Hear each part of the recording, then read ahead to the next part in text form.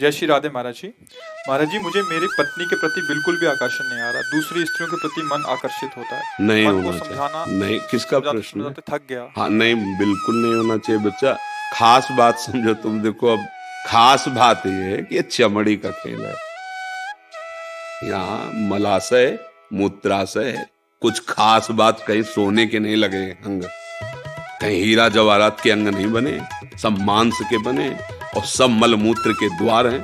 केवल वो बुद्धि मलिन हो चुकी है, इसलिए आकर्षण है। तो उस आकर्षण को मिटाने के लिए हमारे शास्त्र ने पाणि ग्रहण संस्कार ब्याह का कि आप सीमित होकर करोगे तो एक दिन आपको अपने आप वैराग्य हो जाएगा। सच्ची मानना, आप एक पत्नी में आसक्त हो जाइए, कुछ दिनों के बाद आपको घृणा होने लगेगी। यार क्या है इसमें, आने लगे, क्योंकि इसमें सुख लगे। तभी देखा है हमने, गांव में देखा है, थोड़े थोड़े संतान हो गए, दरवाजे के बाहर चारपाई में लेटने लगे, अपने आप संयम में आने लगे।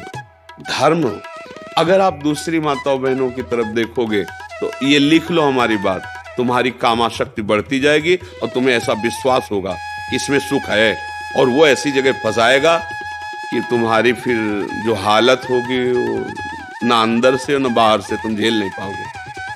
पक्की बात है, पक्की बात। जब बिगड़ जाएगा ना आचरण तुम्हारा, तो फिर ना अंदर सुधर पाओगे ना बाहर तुम रह पाओगे। जो पराई स्त्री पर नजर डालते, कितने दिन छुपोगे? एक दिन जब चौड़े पे आओगे तो कोई ना कोई है ना उस स्त्री का, भाई होगा, पिता होगा, पति होगा, कोई ना कोई तो है संरक्षा में। और कोई नहीं है तो काल है। काल तुम्हें ऐसी जगह फंसा के नष्ट करेगा, होश उड़ जाए। व्यभिचारी की कभी भी सुख शांति सदगति नहीं होती। अगर ब्याह हुआ है तो अपनी पत्नी में ही भगवत भाव करके कि प्रभु इसी रूप में आए, हमारे अंदर चाह थी भाई कोई साथी मिले तो इसी रूप में आए हैं बस, और शांत। ये उद्दंडता अगर बनी रही तो दुर्गति पक्की है, पक्की। इसलिए मतलब ये नेत्र चराना बंद करो। ये नेत्रों को जो चराना होता है ना, हाँ, ये दैवी शक्ति है। जितना बुरा देख करके सोचोगे उतने तुम्हारे सुकृत नष्ट हो जाएंगे और आगे तुम्हें दुख मिलेगा पक्का। इसलिए बहुत होश में रहो, बहुत होश में। जरा सी गलती तुम्हारे कई जीवनों को नष्ट कर देगी। देखो, एक बीच में हमें किसी ने बताया था कि वहाँ कोई स्कूटी से लड़की जा रही थी, उसकी स्कूटी खराब हुई और 4 लोग ट्रक वाले ऐसे खड़े थे जो काम दुकान जानते हैं, ले गए और गंदा आचरण करके तेल डाल के उसे जला के मार दिया। दूसरे दिन पता चला कि सुबह उनको वहीं गोली मार दी थी, वहीं मार दी गई थी। शायद हैदराबाद की तरफ ऐसे कहीं किसी ने देखा। परिणाम देखो ना, देखो ना, ये इतना ही थोड़ी परिणाम है। ये तो यहाँ का हुआ व्यवस्था। आगे जो व्यवस्था होगी वो इतनी बुरी व्यवस्था है नरक में कि वहां कोई किसी की सुनता नहीं, वहां कोई सिफारिश नहीं, वहां मरना नहीं। वहां अगर कोलू में पेरे जा रहे हो तो पूरे चैतन्य एकदम बेहोश नहीं, बार बार। तो इसलिए जो पराई स्त्री के साथ संभोग की तो वो लोहे का खंभ तपता हुआ आग की ज्वाला की तरह 10-10 हजार वर्ष तक चिपकाया जाता है। जलते रहो, मरना है नहीं। ऐसा अगर स्त्री कोई पराये पुरुष के साथ ऐसा, बहुत होश में, ये मिथ्या नहीं है। जैसे अभी आपको लगता है क्या कानून है यार, जो कर फंस जाओ जरा सा, तुम्हारे ऊपर केवल कानून में जाके रिपोर्ट हो जाए कि आप छेड़ रहे थे, आप ऐसा कर, फिर देखो क्या होता है। अगर आप प्रमाणित पाए गए तो आपको सजा हो सकती है, आजीवन कारावास या जो भी दंड मिल सकता है। तो है ना दंड विधान, तुम्हारी मनमानी से थोड़ी है। ऐसे ही ये भागवतिक दंड विधान जो नरक, अरे कहाँ नरक स्वर्ग, ऐसा नहीं है। जेल है ना भारत में, दंड विधान है ना। अरे बोले कौन देखता है किसकी, तो जब यहाँ पकड़ के जाते हैं ना तो पिटाई चौराहे पे नहीं की जाती है। ऐसे नरक एकांत में बला है, वहां जाके सड़ाया जाता है। वहां सीसीटीवी से थोड़ी सबको भेजा जाता है कि देखो ये नरक का दंड मिल रहा है। ये शास्त्रीय विधान है भैया। बहुत सबसे ज्यादा खतरनाक ये अपराध गिरा देता है, क्योंकि मनुष्य शरीर में स्त्री शरीर की तरफ या भोगों की तरफ आकर्षण और शासन न रह पाने के कारण आज तो मनोरंजन समझा जाता है। शास्त्रीय मर्यादाएं, धर्म, इनकी तरफ तो वृत्ति नहीं जा रही। इसको तो मनोरंजन कि यार कुछ नहीं इसमें नहीं, आज तुम्हारा इधर कल उधर, ऐसा नहीं, फिर दुर्गति भी भोगनी पड़ती है। ये भारत देश है, परम पवित्र देश है, ये धर्म के अनुसार चलने वाला देश है। यहाँ जन्म होना, यहाँ बहुत महिमा, जहाँ पावन गंगा जी, यमुना जी, प्रभु श्री कृष्ण, प्रभु श्री राम, महादेव जी, यहाँ देखो ना कितने भागवती का अवतार, कितनी महिमा।